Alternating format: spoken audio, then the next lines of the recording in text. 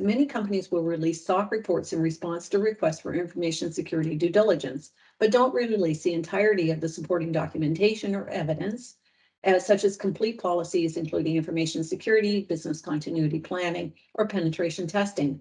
How much weight should you give to a SOC report, especially a SOC 2, given that you don't actually have any evidence being provided behind it? What are your thoughts on that? Because I get lots of questions about SOC reports. Oh man, I tell you, this is a great question.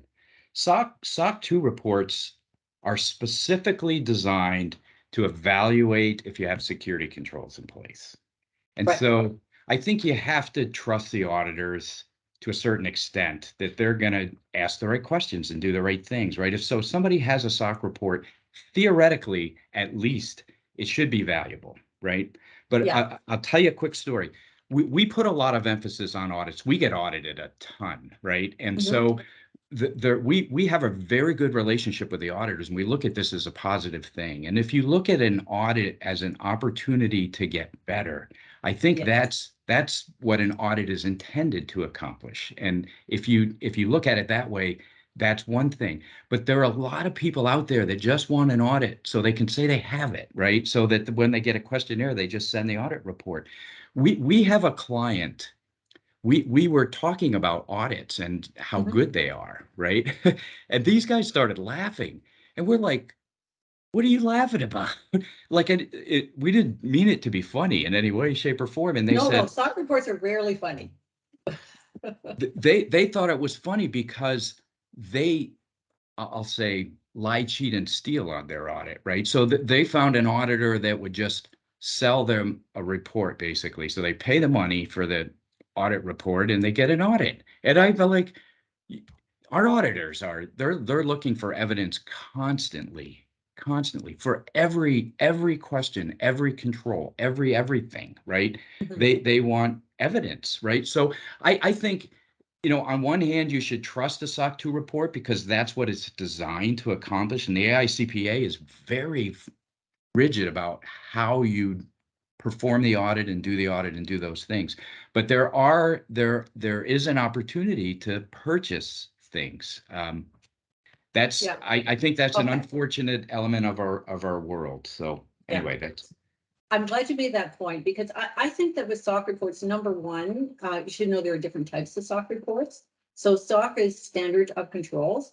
A type 2 report is the best kind because theoretically or practically, you're not supposed to be able to influence the scope of the audit, right? The auditor is supposed to be doing their job.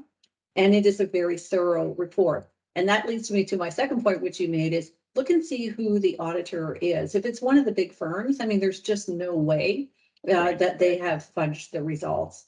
So not all SOC reports are created equally, and that has a lot to do with the auditor themselves.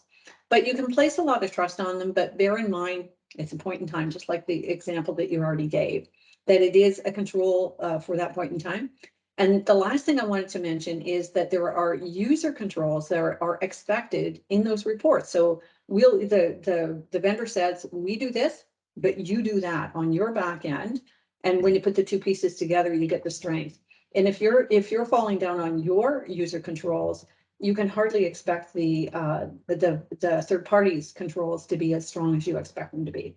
So I think that now the other question, part of the question that Shelley asked was that, they wanted evidence. And the truth is nobody is going to give you a copy of their information security policy or the business continuity. They're not going to tell you how it's done, because that is, once they make that information public, then they become extremely vulnerable because they've revealed how they do things and there's a vulnerability. So please don't expect to get the policies.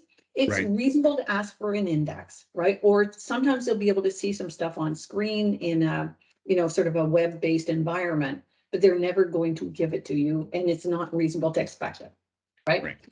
Exactly. You make a very good point, Linda. And we advise companies against like vulnerability reports, like pen test.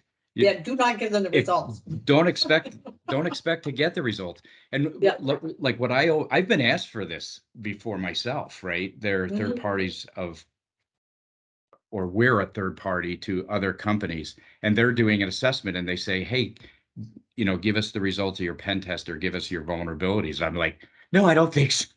Thanks That's for not asking, but no.